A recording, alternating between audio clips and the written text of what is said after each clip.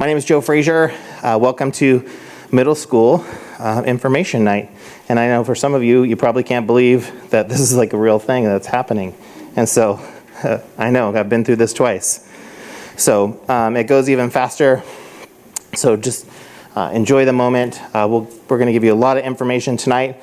But the good news is that it is being recorded. And so you'll have access to that tomorrow if you need to rewind something or go back and look and make sure that you have the information that you need.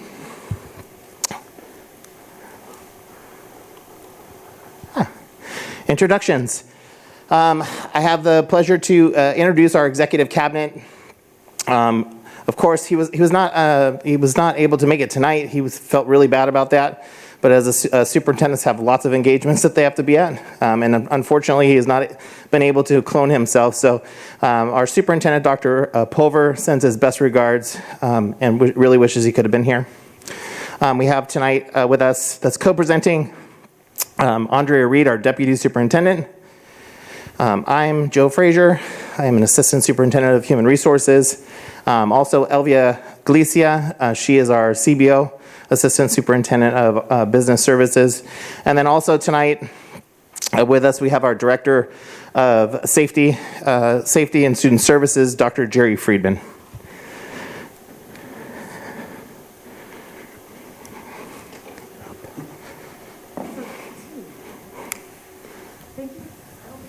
Working. Oh, thank you so much, although I probably don't need one. Thanks so much for joining us tonight. This is a really exciting night. It's probably one of my favorite nights of the school year. Being a previous elementary principal and fifth grade teacher, there really is nothing like sending your fifth grader off to middle school. Most of our elementary students will rave about their elementary experience, the connections they have, the friendships they made, the teachers they had along the way. And so this really is unknown territory filled with curiosity and excitement for them. And so this night really is geared to help parents gain a lot of information so that as you're answering your child's questions at home, you're really able to give them those solid answers that really help them anticipate what's next for them and really build that confidence that they are prepared to leave their elementary school and move on to a middle school.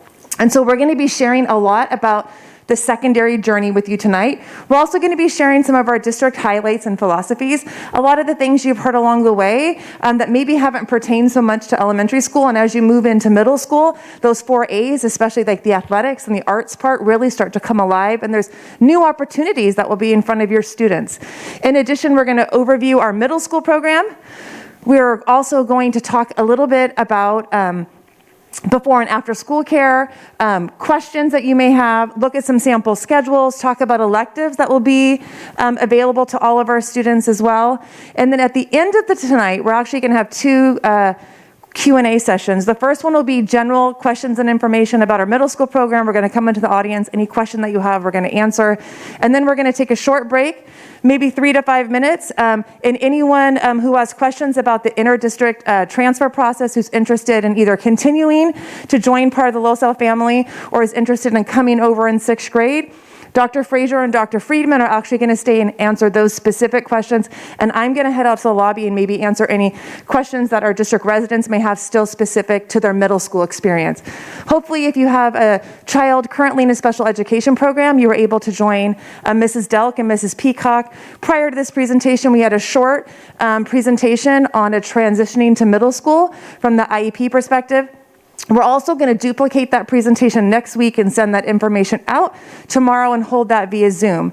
So as Dr. Frazier said, tonight's presentation is being recorded.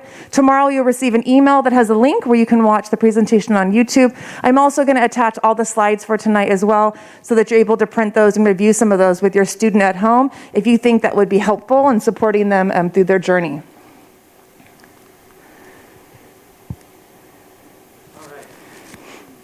Better without the mic. Oh, there we go.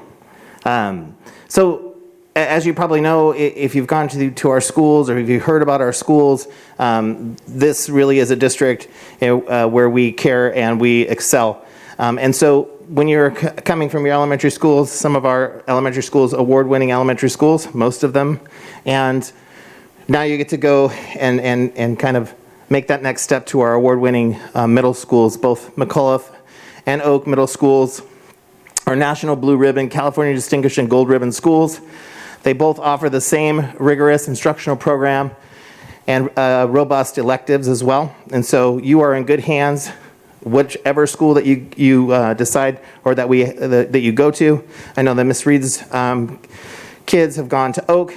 My son had gone to McAuliffe, and we both rave about both of those experiences. We're a little clicker challenge tonight with the distance, so bear with us. So both of our middle schools really have excellent leadership teams. And so if your child's home school is McAuliffe, home of the Eagles, Dr. Reese Wright is currently at the helm, and he'll be entering into his 4th year as principal at McAuliffe Middle School. He's got a very supportive team. Shelby Olmstead as a guidance counselor, Anne-Marie Bergeron, a school psychologist, as well as Tracy Logan as the second guidance counselor on staff. And if your school is Oak, you will be joining an awesome administrative team with Aaron Kaminsky as the principal, Alan Mendrin as the assistant principal, Adrian Reynolds as our guidance counselor, and Jerry Lynn Kuhar as our psychologist.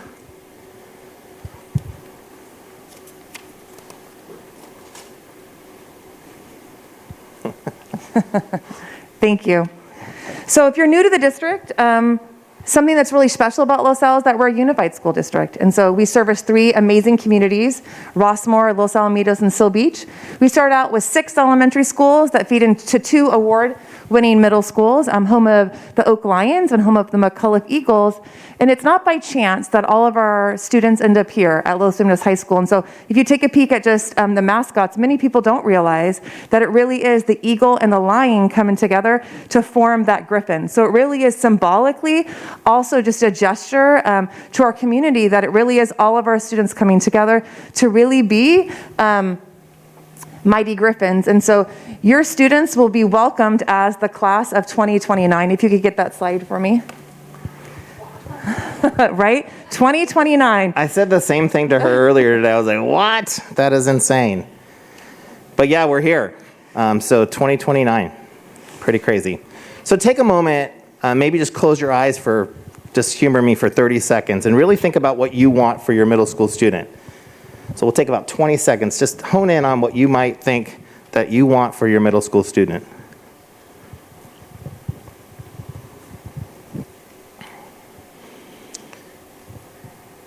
Maybe some of you thought, well, I really want send my kids to school with a caring adult. I want them to be happy, hardworking, prepared for college, prepared for high school, loved, right? And I think right now, in the climate that we're in, that we really need to that focus on mental health, and that we want to make sure ultimately, and I'm a parent too, that our kids are safe. And I think that even above sometimes academics, I would hope that we want to send our kids to school, and we want them to be safe where they're at. So we want the same thing for you and your child. And that really all starts here in our school district. So all of our schools are California Distinguished Schools. When we talk about academics, we're consistently number 1 or number 2 in the county in both ELA and mathematics. We're very proud. We have a 92% post-secondary enrollment rate. That means 92% of our Griffin graduates are ready and enrolled in some form of higher education when they leave our campus. 86% of our graduates complete at least one advanced placement, CTE, or dual enrollment course. And really what that tells us is they're taking an opportunity to take a rigorous class to really prepare themselves for what's next, whether that would be community college, the armed services, a trade school, a 4-year school. We really want all of our students to be prepared for what it is their dreams and passions are at the next level. We're also one of only 4 districts in the U.S. to be named to the AP College Board Honor Roll 7 years in a row. So what that really means is, even consistently as more students take an advanced placement class, we're still maintaining a high passage rate. So opening doors while still maintaining successfulness of our students. So I think that really speaks volume, really to a TK-12 education and preparedness, but really also to the devotion and dedicated staff that starts in middle school and really continues once our students arrive here at Los Alamitos High School. Teachers that are really willing to meet your student where they're at and help them work on a plan for them to achieve their dreams. And then really, I think One of the things that makes us stand out in the community is that we really do have thriving 4As, athletics, activities, and arts programs that parallel our academic preparedness. And so we really try to promote a culture beginning in middle school where students can find something that they're passionate about and connect to school in a way other than academics, right? So, I mean, we've all been in middle school and high school. I know I didn't wake up every day in high school and think, I can't wait to get to AP Psychology today.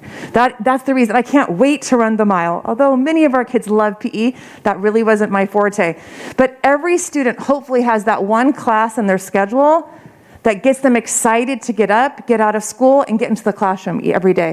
Whether that's a video class, a foreign language class, whether that's playing in an athletic team, singing in the choir, being in the orchestra.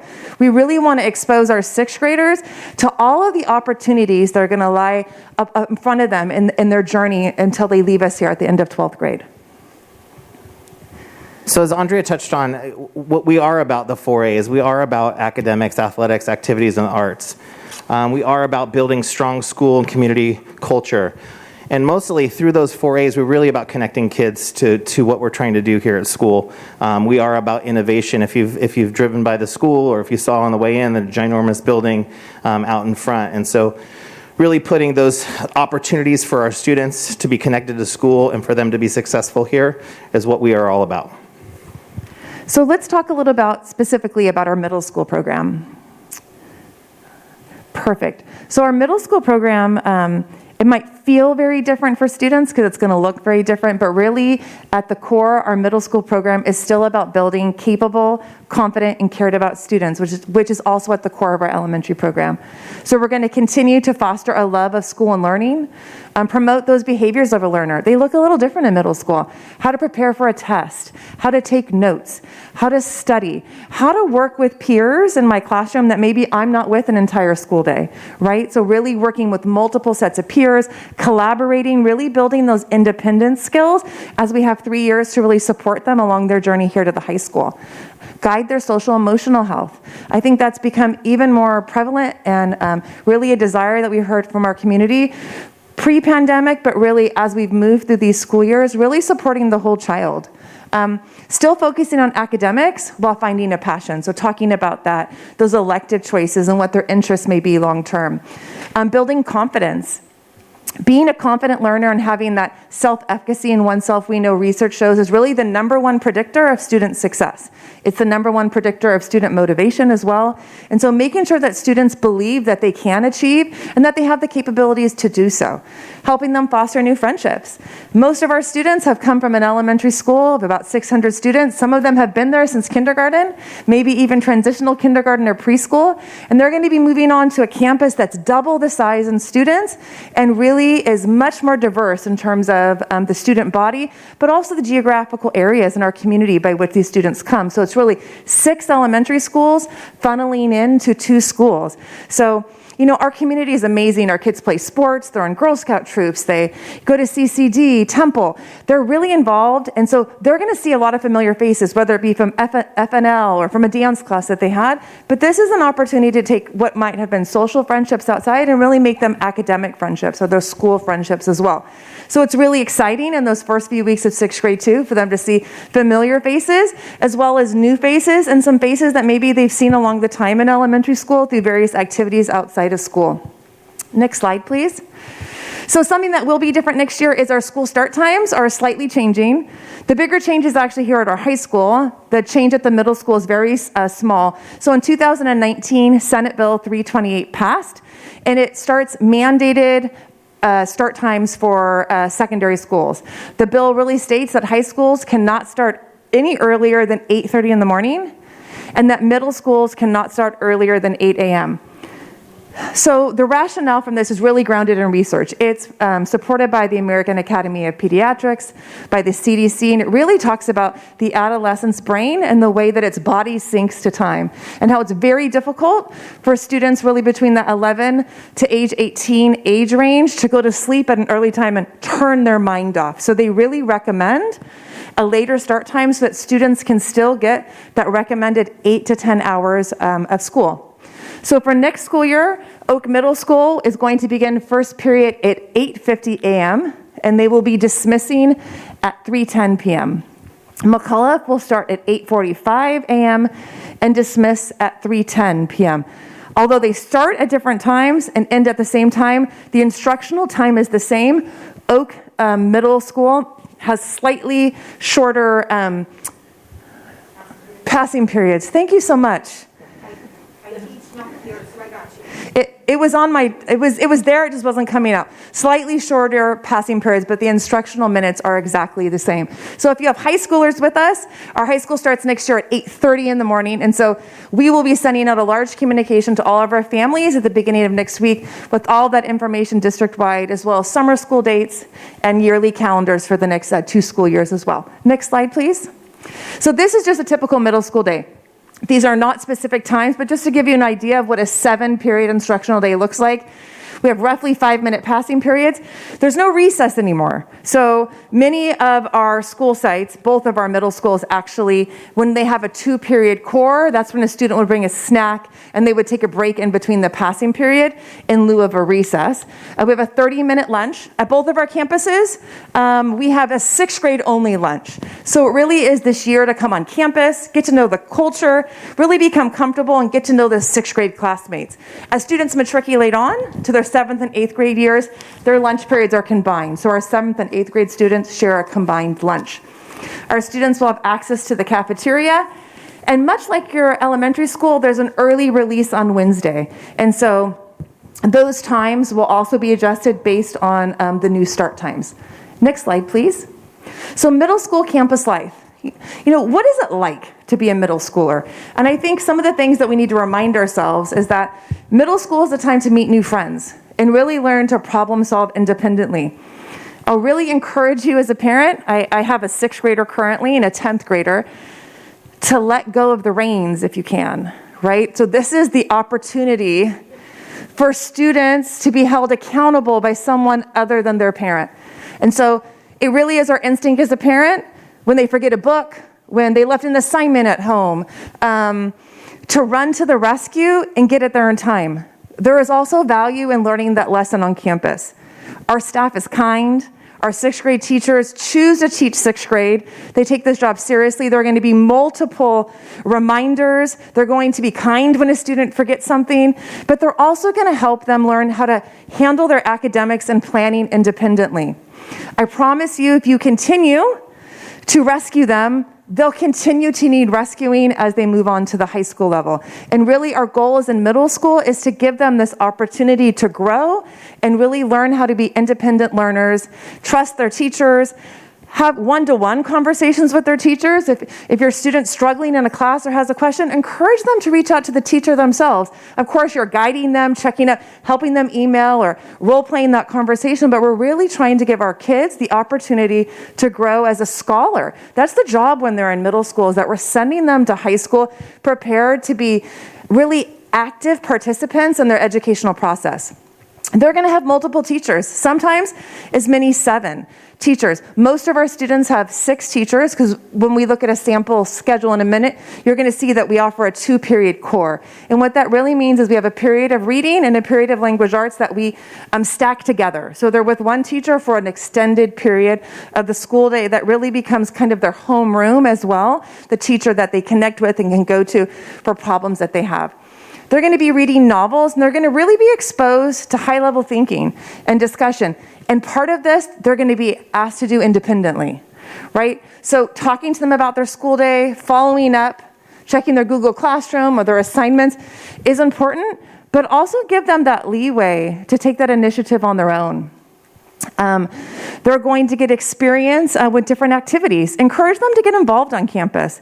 Encourage them to join a club. Both of our middle schools have over 75 clubs. They're all student-driven. So any student on campus can start a new club as long as they find an advisor. And so it really is based on student interest. Some of our clubs are mainstays, like the California Junior Scholarship Federation, right? That's a national club that's been on our middle school campuses for probably close to 50 years.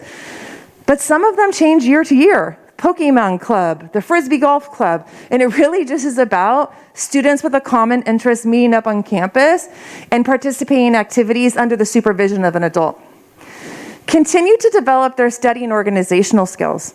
You know, a lot of the research that talks about independence in kids really focuses on process praise. And so process praise really is about catching a student when they're doing something right, not at the outcome. So instead of praising your child who gets a 95% on their science test, really try to find the opportunity to praise them while they're putting their 3x5 flashcards together, or they're reviewing their notes, or you catch them, reading on their own.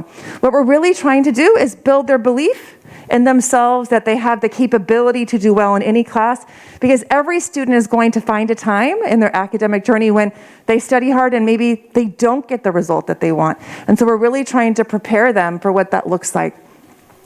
And then lastly, really challenge them at their ability level. And I think this can be hard as parents. And so I think it becomes particularly hard about class placement. And so everyone tends to want to push their child to the next level. That's amazing thinking. And for some kids, that's exactly what they need. And parents, you know your kids better than anyone.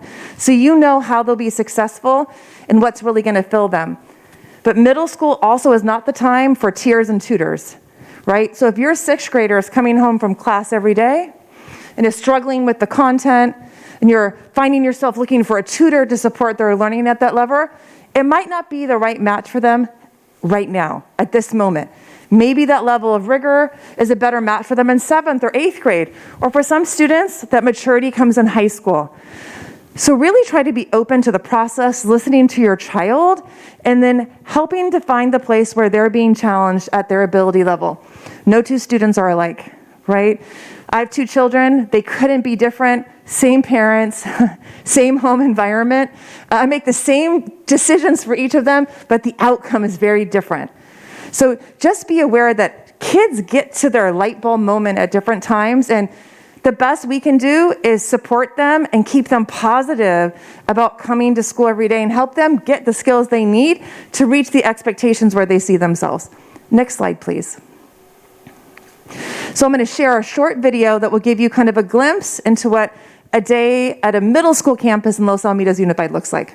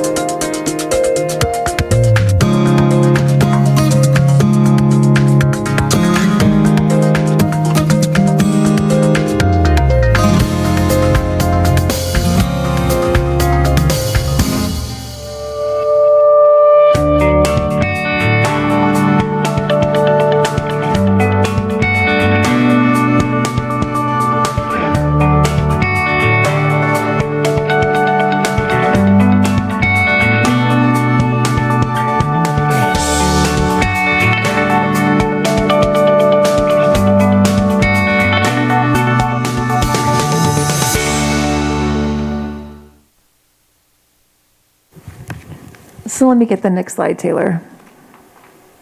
So I think you saw a little bit of some things that look similar from elementary school, but then some new things. So we'll talk about PE in a minute. That seems to be one of the big ones the kids like to talk about, as well as their lockers. But I think something that will remain the focus is our instruction. So we are highly geared to providing all of our students equitable access to high quality instruction.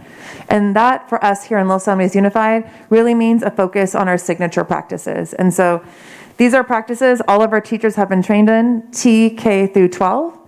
And every teacher that's hired with us, whether they're a 15-year veteran from another school district or a brand new hire, goes through the same 5-year professional development process.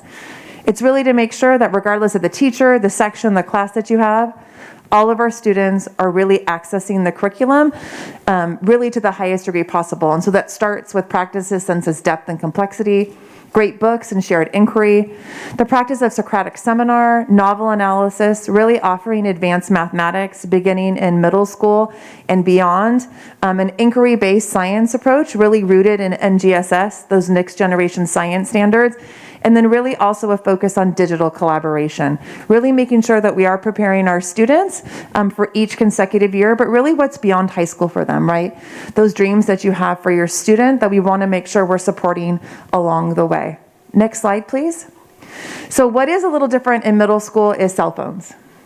And so cell phones are allowed on campus, and they're really can't be heard or seen during instructional time, but they are allowed to be out and used during passing periods, as well as before and after school and lunchtime. And so students who mishandle that luxury and gift will get warnings. They could have their phone taken away in class. Parents could have to come to school and pick it up. But I'll be really honest, that's very far and few between. Maybe an entire school year, 10 to 15 instances of that on a 1,200 person campus. Our students really understand the expectation of having that phone off in class. They put it away. They don't want to lose their phone. But we also understand that phones are important for those students who may be walking to school, taking the bus to school, driving home in a carpool on their bicycle, and so we want them to have access to that as well. We also operate a bring your own device program at our middle school, very similar to most of your elementary schools, where students can bring their own device to school with them every day. Excuse me. And if they don't have a device they have access to bring to school, we will have pods of computers or Chromebooks in each class that they'll have access to so that they will have a device in every classroom that they visit during the school day. Next slide, please. So this is a sample 6th grade schedule. It really runs on a 7-period day. So that 2-period core really can exist in periods 1 through 2, 3 to 4, and 5 to 6. We don't typically run a core in that last slot, which is 6 to 7, because the end of the day really isn't optimal learning time for our students. And so we really try to run 3 cores, a 1-2, a 3-4, and a 5-6. So your student will have that double block of reading language arts. And they'll have the same teacher for that block. So you can see it's an extended period of time. It's about an hour and a half with that one teacher. We really focus on 2 pathways, which we'll talk about shortly. We have a college prep pathway for our core as well as an honors pathway. All students are enrolled in social science. All students will be enrolled in either Math 6 or Math 6-7. They'll have an elective of their choice, which we'll talk about. All students will have science, as well as all students will be enrolled in a section of physical education. So all of our students' schedule will look very similar in the 6th grade, minus that elective component. And so we'll talk about what those choices are for incoming 6th graders. Next slide. We also offer 0 period. So 0 period at the middle school is very rare. I want to put that out there. It used to not be the case, but it's really shifted. And 0 period, typically for both middle schools, is a specialty period. You're in advanced jazz band. You're in our advanced choir program. And so we offer that 0 period so that you also can have your regular choir during the school day. Or if you're in jazz band, that you can also be in advanced band during the school day. There have been a couple instances along the school years where we've had to put in a PE section at that time period. We do that when it's student demand. We have some of our 8th grade students, for example, may have to come to the campus here at Los Alamitos High School to access a foreign language or mathematics course. And so we'll offer that to offset the scheduling when needed. Most sixth graders, I'd say 98% of them, will not be enrolled in a zero period. We don't typically offer our beginning programs at that zero period time because we don't offer busing at that time. And so we really want to make sure our sixth grade, all of its course offerings fit within our busing schedule as well, so we're really meeting the needs of our families. Next slide, please. So sixth grade electives. The majority of our sixth graders choose the exploratory wheel, and it's exactly that. It's 9-week rotations into 4 basic areas: visual art, drama, music, and STEM. And so every section of wheel classes changes. I may start out the year in drama, and he may start out the year in music. So those classes switch on a 9-week basis so that by the end of the 6th grade year, students are getting a sampling, right, of each of the core areas that most of our electives are built off of, whether it's science, the arts, or performing arts. Some students will choose choir. Choir is a year-long elective. So when you make the commitment to choir, we offer both beginning choir for boys and girls. You're committing to that being your elective for the entire school year instead of circulating through that wheel of different possibilities. We also offer instrumental music, also a year-long elective, a beginning band or orchestra. We also offer other levels of jazz band and advanced sections of band and orchestra. Anything other than the beginning band or orchestra requires an audition. So if you have a student who's played a musical instrument for many years, it'd be important for you in the spring to show up at the music auditions so that your child can be placed in the correct level: intermediate band, advanced orchestra, advanced strings, the jazz band. Really make sure that we're meeting their needs and putting them in an area where they really feel passionate about. And then the last choice for 6th grade is STEM 1. And so that's also a year-long elective, and it's the engineering and design process, really with a focus on robotics. So all of our students will be coming home with a card from their middle school counselor, which I'll talk about in a little bit, where they're going to indicate to us their first choice preference, their second choice, and their third choice. And then we do our best to put all students in their first choice class. Next slide. PE. Our PE classes for 6th graders are mixed, 6th and 7th. We don't mix our 8th graders into 6th grade PE. We really focus on the California standards for physical education. Students are required to dress out, so that means they'll be purchasing a set of PE clothes that they'll change into every day. We do not dress out starting the school year. So your student will even buy PE clothes until the first week of school when they're on campus, or perhaps at a registration day beforehand. Those first few days on campus, the PE teachers really work with our students about how do you take care of your PE locker. So right, our students get 2 lockers on campus. They get what they call their street locker. Those are the ones you really see outside of our buildings where they keep their books, their backpack, maybe their lunch, an umbrella, things like that. And then attached to our gyms, we have locker rooms where each student who has a physical education class will get a PE locker that will have its own lock on it as well. So those first few days, our PE teachers really spend time walking students through what the PE protocols are. Coming in, the amount of time you have to change, being out on your numbers. They do take a lineup. I think you saw it in the video where students, I might be number 35. So every day when I come out dressed, I stand on number 35. So they really work with the kids about setting those expectations up about what that PE process looks like prior to dressing out, which is typically that first full week of school. Next slide, please. So we offer 2 pathways for our reading and language arts core. We offer our college prep pathway, and we offer our honors pathway. This isn't a section where parents provide input. This is a section where the 5th grade teacher, as well as some assessment measures, go onto a rubric to help give the best recommendation or fit for each student. And so placement into each one of these categories is really based on semester grades in 5th grade in reading and writing, standardized testing scores on the CASP, their current independent reading level, as well as their ability to write a clear, cohesive paragraph. Because remember, our goal is to place the student in the level of curriculum and rigor that they're comfortable, that there's a small stretch, but that they're able to be successful. So if your student doesn't enjoy having a class read novel and an independent read they're responsible for outside, right? The honors pathway may not be the best fit for them. It's not that they can't do it. It's just if you're gonna have tears at home over keeping up with that work and they're really not displaying the best of their ability, we're really trying to find the right match. If their writing still needs support in the college prep pathway, that's also a better fit.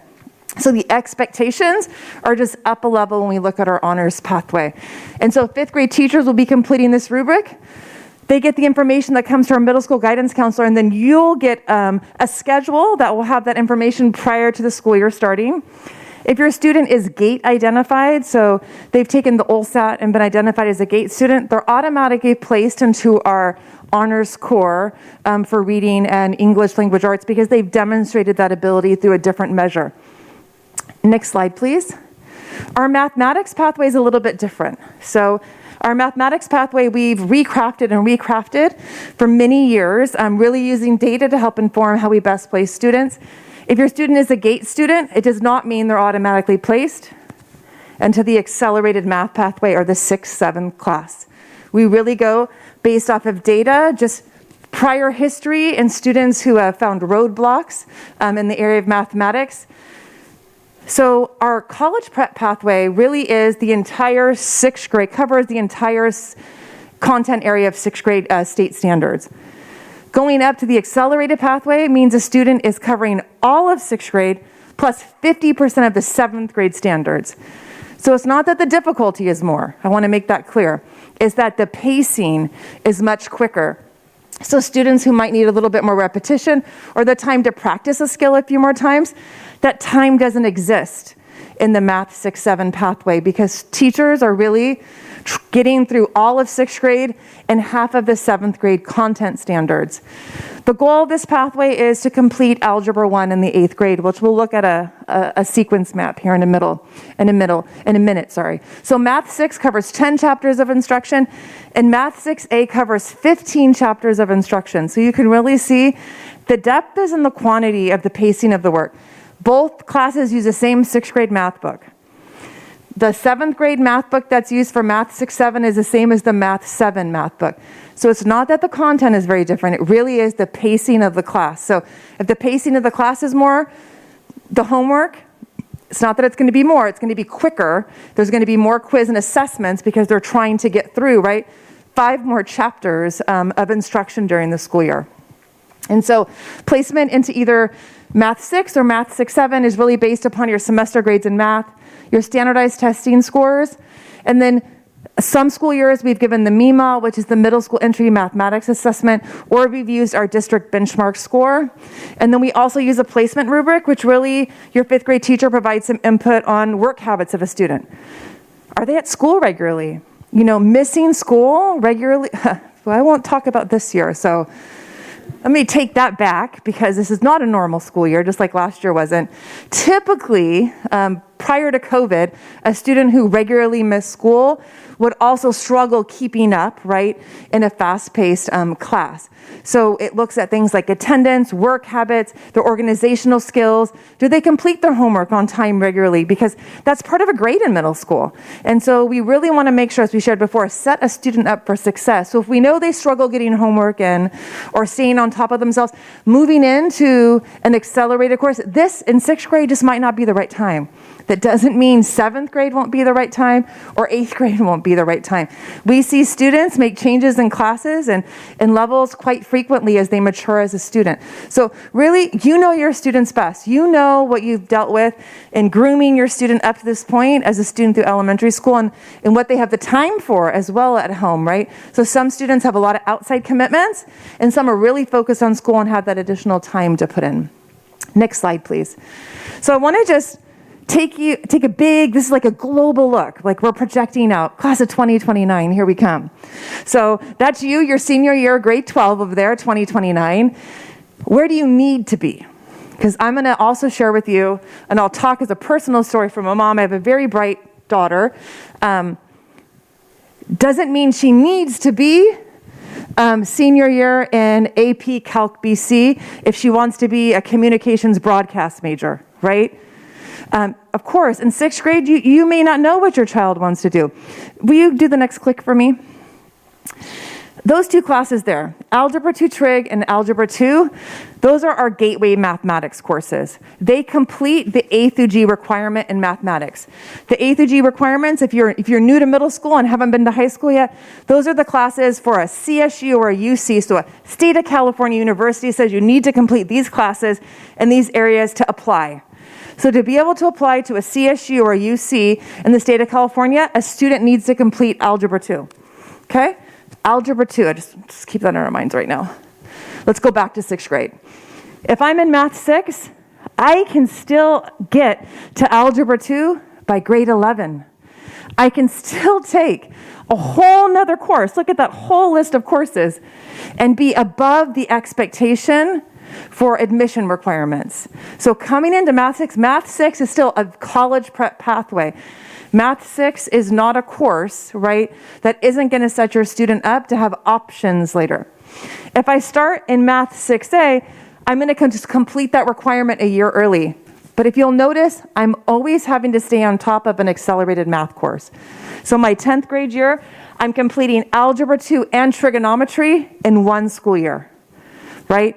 Geometry honors the year before, I'll have to say, for most freshmen who you talk to, it's one of the most rigorous courses that they take. It's the first time they've really seen pacing and independent learning at another level. So as you get these recommendations and you get your child's class schedule, really think, what will their grade 11 and grade 12 schedules look like? Because having one really impacted course is probably doable. But if you have a student who maybe they're a great math student, but that's not their passion, they don't plan to be a mathematician or an engineer, or even if they don't know that doesn't seem to be where their interests lie, they may have other very rigorous classes in grade 11 and grade 12 on the liberal arts side of the house, in psychology, social sciences, maybe even in the sciences. So you really want to also just think about the end game here. And remember that this is a journey, it's a marathon, right? We're not looking at the value of students based on their schedule on a year-to-year basis, but sometimes we can get carried away as parents with wanting the most rigorous or the fastest pathway for our kids, and we lose sight of what's really important in the moment. So I always like to share with middle school families as you start this, project out as to what senior year looks like. Junior year is probably the most difficult year in school in terms of rigor of courses. And so what will that junior year look like? Is pre-calc where your student needs to be, or is being in Algebra 2, meeting those requirements still a year early, a good fit for the other things that your child is going to have on their plate that year? Next slide. Much like in elementary school, we support students from beginning to end. So we have lots of opportunity for academic intervention and support for students who need it. We offer 0-period interventions. Those are robust, so opportunities for students to come before school for additional help. We offer a Reading Plus program, before, after school, and lunchtime support for students, a learning lab, homework club, and principals academy. So those will all go out in the emails your principals send out each week, where different content teachers have signed up for homework time in the media center at lunch, or support and prep for a test maybe after school on certain days, where a science teacher is going to redo a lab in a classroom. So those was what you're going to look for in those weekly newsletters that come home from your principal, and really find those places to plug your student in for additional support. You also have guidance counselors at the middle school, which is something new if you're coming from elementary school, who's a wonderful resource to partner with. If you ever have any questions about a schedule, if you feel your child's struggling, if they need additional support, or just someone to talk to, your guidance counselor really is your go-to at the middle school level. There's someone who will be with your child for the 3 years of middle school. So they're the constant with your student. Next slide, please. So course selection will happen in March or April.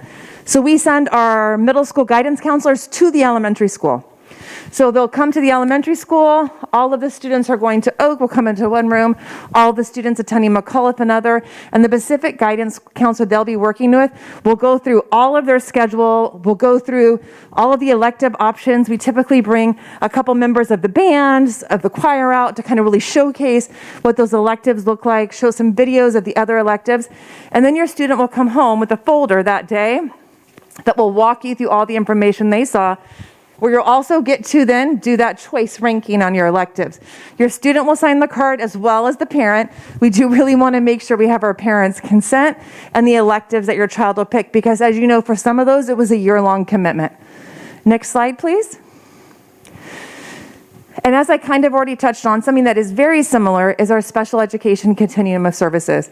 So we're going to continue to support students with the services and programs that have been designated through their IEP meetings since they've potentially been with us in elementary school.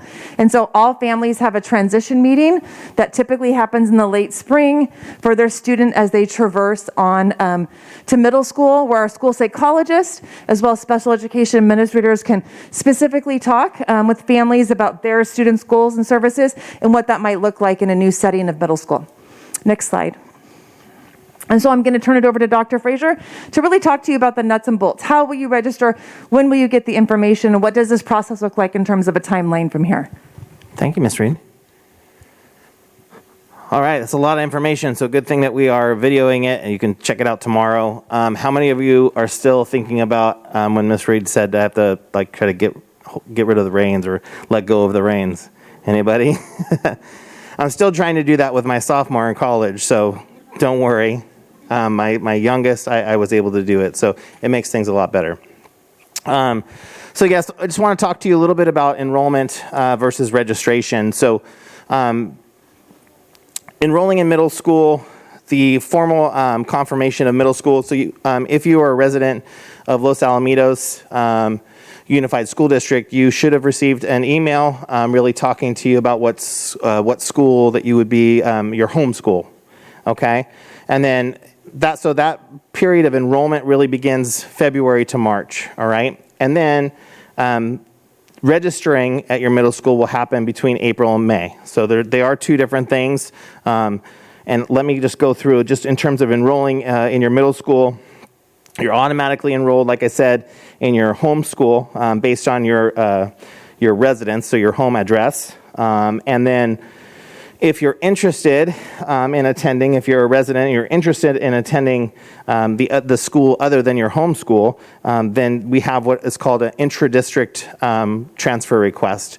Those you can find online on our website, and then also those are due turned in by February 4th of this year.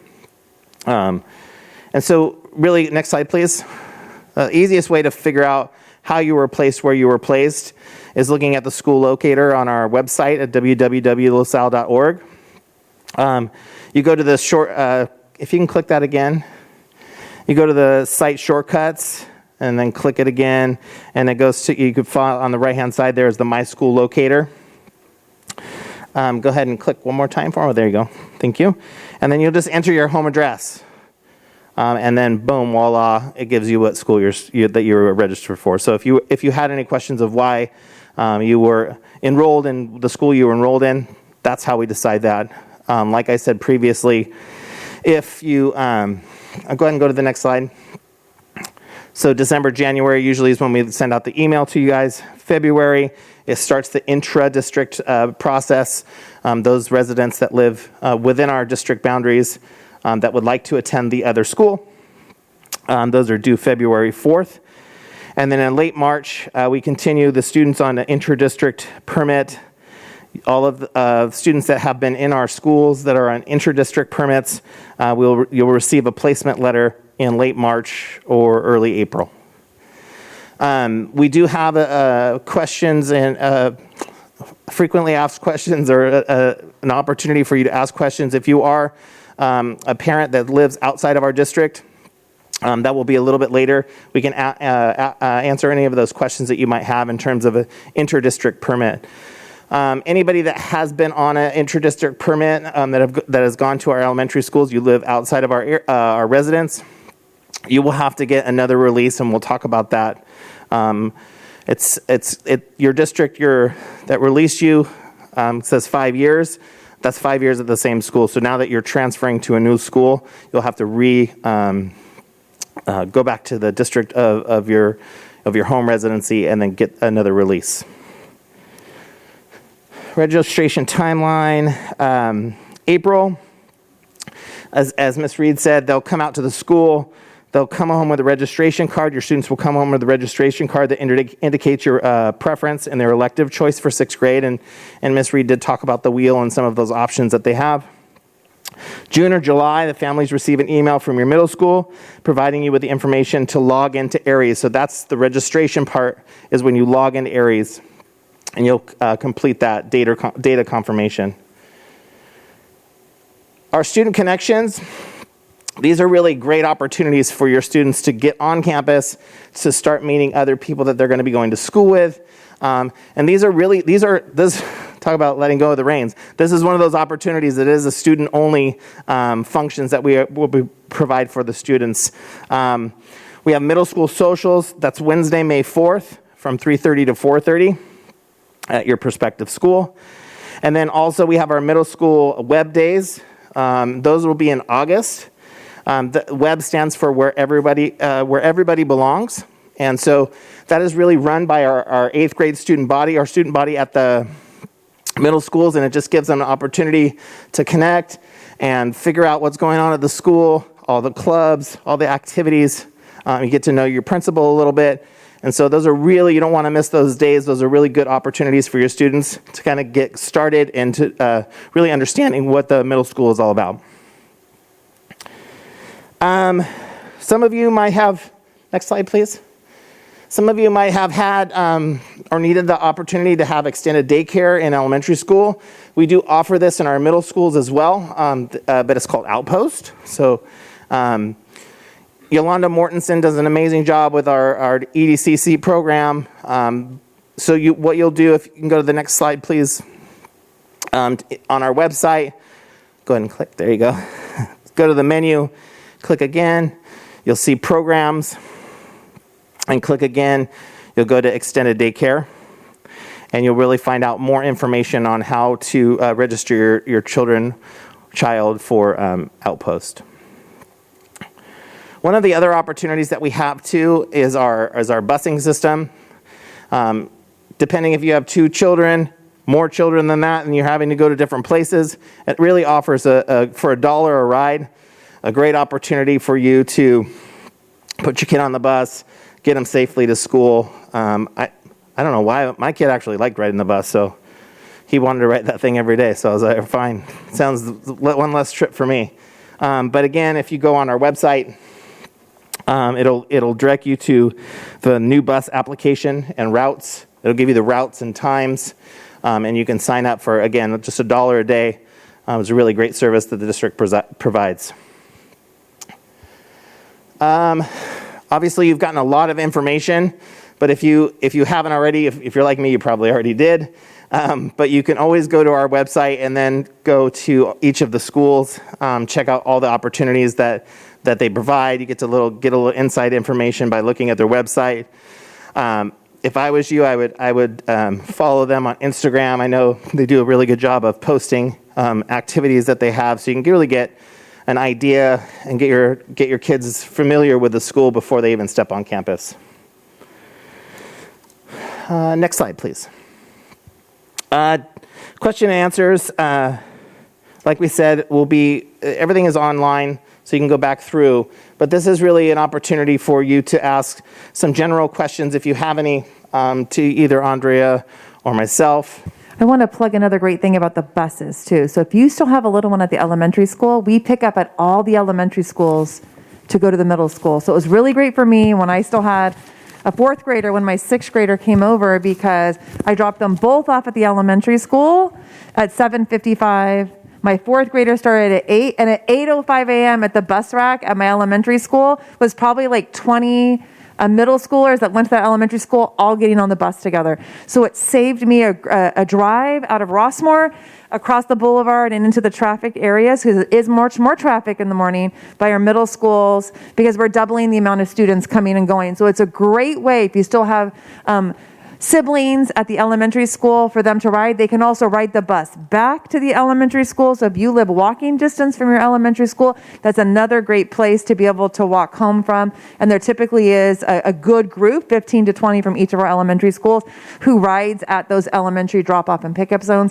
We also have a great drop-off and pickup at our district office with a bus stop. So if you're just trying to avoid the traffic, maybe you go to work that way, it's also a great place to catch the bus in the morning or get picked up where there's no traffic and ample parking around. So just wanted to plug those two busing opportunities.